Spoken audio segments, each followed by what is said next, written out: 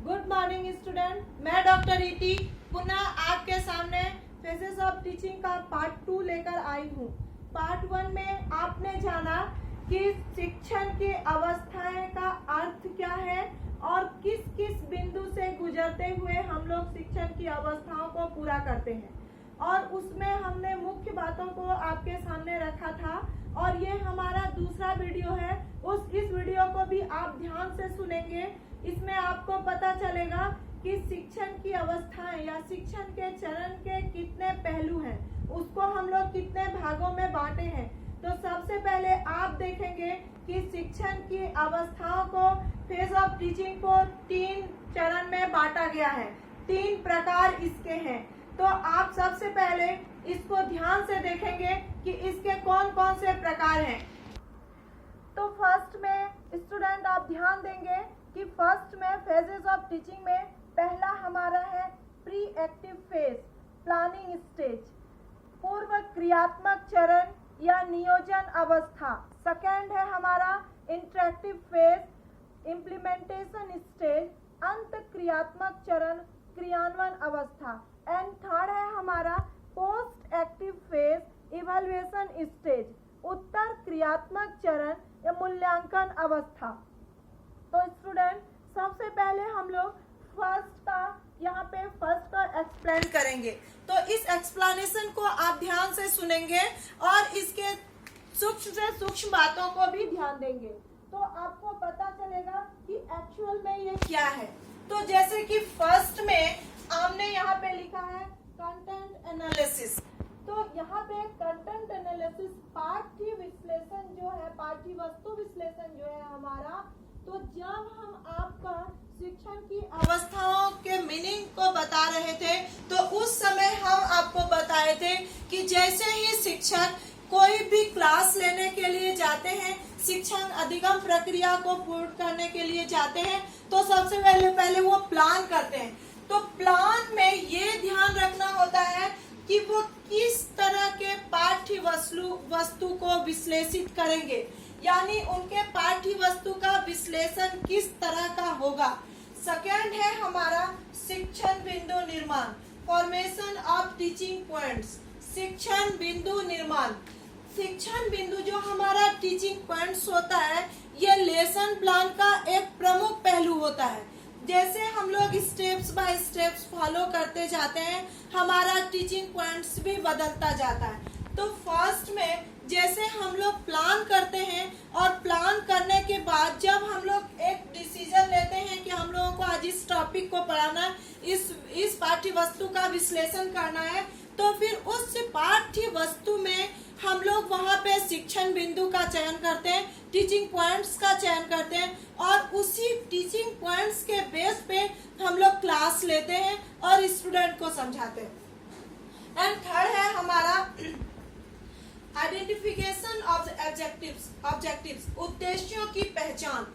हम जो शिक्षक जो प्लान बनाते हैं, जो लेसन प्लान बनाते हैं, या फिर क्लास का जो हम लोग प्लान करते हैं कि आज हमको कौन सा क्लास लेना है, तो उसका हम लोग वहाँ पे ऑब्जेक्टिव, सबसे पहले ऑब्जेक्टिव लाते हैं कि किस ऑब्जेक्टिव के तहत आज हम लोगों को क्लास लेना है।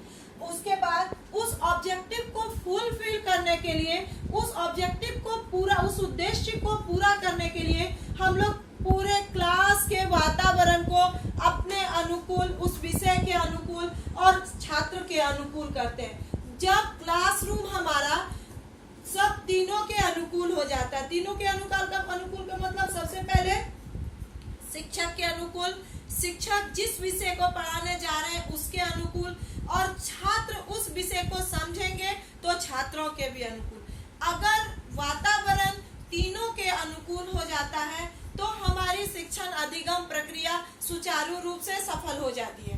तो आगे है हमारा राइटिंग मेथड्स ऑफ ऑब्जेक्टिव्स, उद्देश्यों की लेखन विधि। तो यहाँ पे एक शिक्षक की ये बहुत बड़ी जिम्मेदारी होती है कि वो अपने उद्देश्यों को लिखते समय ये ध्यान रखें कि हमारे छात्र जो पढ़ने वाले हैं या फिर हमारा विषय वस्तु, दोनों को हम कितना मिला पाएंगे, और दोनों को ध्यान देना पड़ता है। दोनों पे ध्यान रखना पड़ता है कि हम जिस उद्देश्यों को लिखने जा रहे हैं उसके लिए हम लोगों को उस उद्देश्य को पूरा करने के लिए हमको कौन कौन से विधि को अपनाना होगा। आगे है हमारा सिलेक्शन ऑफ टीचिंग मेथड्स, शिक्षण विधि का चयन। जैसे कि स्टूडेंट आप लोग ध्यान देंगे, हम लोग बहुत सारे स्टूडेंट को देखे हैं कि उनका ये कॉन्सेप्ट क्लियर नहीं हो पाता है। एक शिक्षक को जो शिक्षण अधिगम को सही तरीके से पूरा करना चाहते हैं उसके लिए भी ये बहुत जरूरी है कि वह शिक्षण विधि का सही चयन करें। अगर हमको महात्मा गांधी के बारे में पढ़ाना है और हम अगर परियोजना विधि को अगर हम उसका सिलेक्शन करते हैं तो वो उतना इफेक्टिव नहीं होगा जितना हम स्टोरी टेलिंग से, उसको कहानी विधि से या फिर हम उसको लेक्चर मेथड व्याख्या विधि से पढ़ा सकते हैं। तो इस तरह से हम लोगों को शिक्षण विधि का चयन करने से पहले हम लोगों को पाठ्य वस्तु पर ध्यान देना बहुत जरूरी होता है कि हमारा सब्जेक्ट कौन सा है, हमारा उस सब्जेक्ट के आधार पे, उस विषय के आधार पे, उस पाठ्य वस्तु के आधार पे हमारा शिक्षण विधि का चयन होना चाहिए। उसके बाद नेक्स्ट है हमारा सिलेक्शन ऑफ टीचिंग डिवाइस, शिक्षण युक्तियों का चयन। स्टूडेंट, इस विषय की चर्चा हमने आपको जब फर्स्ट वीडियो में भी हम आपके सामने कर चुके हैं कि जब हम लोगों के पास प्लान होता है, यानी हम शिक्षकों के पास प्लान होता है, जब हम शिक्षण बिंदु का निर्माण कर लेते हैं, जब उद्देश्यों की पहचान कर लेते हैं, उद्देश्यों की लेखन विधि को अपना लेते हैं, शिक्षण विधि का भी सिलेक्शन, टीचिंग मेथड्स का भी सिलेक्शन हो जाता है, तब हमारे सामने आता है कि हम लोग कौन कौन से डिवाइस को यूज करेंगे, कौन कौन से टेक्निक को हम लोग यहाँ पे डिवाइस को हम लोग यूज करेंगे, कौन कौन सी युक्तियों को यूज करेंगे। मेन उद्देश्य हमारा होता है कि हम शिक्षण अधिगम प्रक्रिया को सही रूप से बच्चे को जो शिक्षा देने जा रहे हैं, बच्चा उसको उचित तरीके से ग्रहण करें, उसको अपना पाए, उसको अपने व्यवहार में ला पाए। आगे है हमारा सिलेक्शन ऑफ टीचिंग टेक्निक्स, प्रविधियों का चयन। जैसे हमने आपको पिछले वीडियो में भी बताए हैं कि यहाँ पे 3 चीज जो हमारे प्लान को सक्सेस करता है, हमारी योजना को सफल बनाता है, वो 3 चीज है हमारा मेथड, टेक्निक्स और स्किल। तो यहाँ पे हम लोग वही देख रहे हैं, विधि, युक्ति और प्रविधि। तो यहाँ पे जैसे ही हम लोग डिवाइस का सिलेक्शन कर लेते हैं, उसके बाद हम लोगों का आता है सिलेक्शन ऑफ टीचिंग टेक्निक्स, प्रविधियों का चयन। हम लोग सबसे पहले एक शिक्षक को यह ध्यान रखना होता है कि जैसे ही वह पाठ्य वस्तु का सिलेक्शन करता है, उसका प्लान करता है, उसका ऑब्जेक्टिव आ जाता है, वो उसके मेथड्स का भी सिलेक्शन कर लेता है, उसके बाद वो प्रविधि के चयन में आता है। यानी विधि और प्रविधि दोनों एक दूसरे के पहलू होते हैं और दोनों में बहुत अंतर नहीं होता है, लेकिन दोनों की उपस्थिति क्लास में रहना बहुत जरूरी है, क्योंकि हम किस विधि से पढ़ा रहे हैं और इस विधि को पढ़ाने का हमारा तरीका क्या होगा, ये बहुत जरूरी है। और लास्ट में है सिलेक्शन ऑफ मटेरियल्स, सहायक सामग्री का चयन। कक्ष में जब शिक्षक क्लास लेते हैं तो ये बहुत जरूरी मैटर करता है, ये बहुत जरूरी मैटर है कि वो जो सहायक सामग्री लेके जाने वाले हैं वो किस तरह का है, वो बच्चे उसको देख के रुचि उसमें जागृत होगी कि नहीं, इंटरेस्ट उसमें आएगा कि नहीं। यानी हमारा जो टीचिंग लर्निंग मटेरियल है वो इतना बड़ा भी नहीं होना चाहिए कि पूरे क्लास हम लोग उसी को दिखाते रहें, या फिर इतना छोटा भी नहीं होना चाहिए कि बच्चे देखें और कुछ समझ भी नहीं पाए।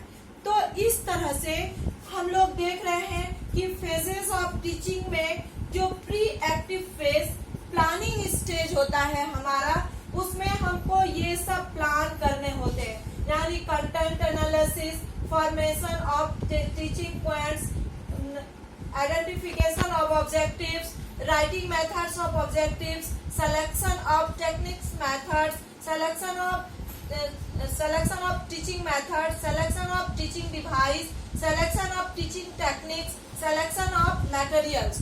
तो इतने सारे पॉइंट्स को हमको यहाँ पे ध्यान रखना पड़ता है प्री एक्टिव फेज में। जो हम लोगों का जो पहला फेज होता है, जो टीचर का पहला फेज होता है, तो इसके साथ साथ हम लोगों को ये भी ध्यान रखना होता है कि जो हम लोग पाठ्य वस्तु का चयन कर रहे हैं, किस प्रकार के पाठ्य वस्तु का या अधिगम अनुभवों का चयन किया जा रहा है वहाँ पे। सेकंड, विषय वस्तु या अधिगम सामग्री को किस तरह संगठित या व्यवस्थित किया जाए। थर्ड, शिक्षण के किन सूत्रों सिद्धांतों का अनुपालन किया जाए। फोर्थ, शिक्षण साधनों के चयन और उपयोग के बारे में निर्णय लेना। फिफ्थ, शिक्षण विधियों, तकनीकों, व्यू रचनाओं तथा युक्तियों के बारे में निर्णय लेना। सिक्स, कक्षा शिक्षण की अवधि, स्थान व अन्य सभी प्रकार की व्यवस्थाओं और प्रबंध हेतु निर्णय लेना।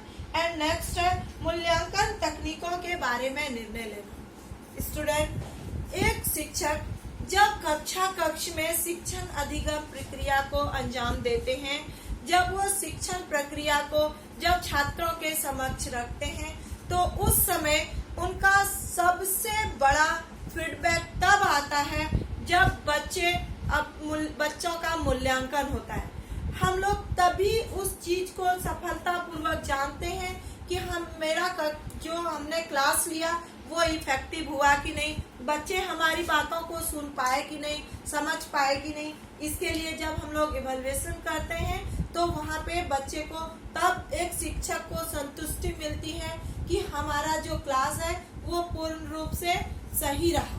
तो इस तरह से फेजेस ऑफ टीचिंग का हमारा जो सेकेंड पार्ट है, इसमें आपने देखा कि इसके जो पहले प्रकार होते हैं pre active phase, planning stage, ये बहुत महत्वपूर्ण है, यानी ये प्रमुख स्टेज है।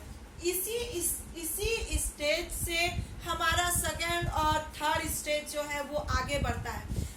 कक्ष में जब शिक्षक आते हैं तो उसी से ये पता चल जाता है कि छात्र की जो स्थिति है क्लासरूम की वो क्या है। जब एक शिक्षक कक्ष में आते हैं और वो अपने प्लान के अनुसार छात्रों को लेके आगे बढ़ने लगते हैं और उनका सारा चरण सही रूप से चलने लगता है, तब शिक्षकों को भी अनुभूति होती है कि हमारे द्वारा अपनाई गई अवस्थाएं सही हैं। और इस प्रकार की अवस्था को लेके हम आगे भी आपको और आगे अगला वीडियो दिखाएंगे, उसको आप लोग ध्यान से सुनेंगे और इसमें आप ये ध्यान देंगे कि ये जो हमारा ये जितने भी सब पॉइंट्स आपने पढ़ा, इसमें आपको क्या कंफ्यूजन है ये आप कमेंट्स बॉक्स में डालेंगे और इस कमेंट्स बॉक्स में आप ये भी लिखेंगे कि आपके अनुसार अगर इसमें, जैसे कि हम आगे पिछले वीडियो में इनोवेशन की बात किए थे, तो अगर हम यहाँ पे इनोवेशन की बात करें तो हम और इसमें क्या जोड़ सकते हैं। धन्यवाद।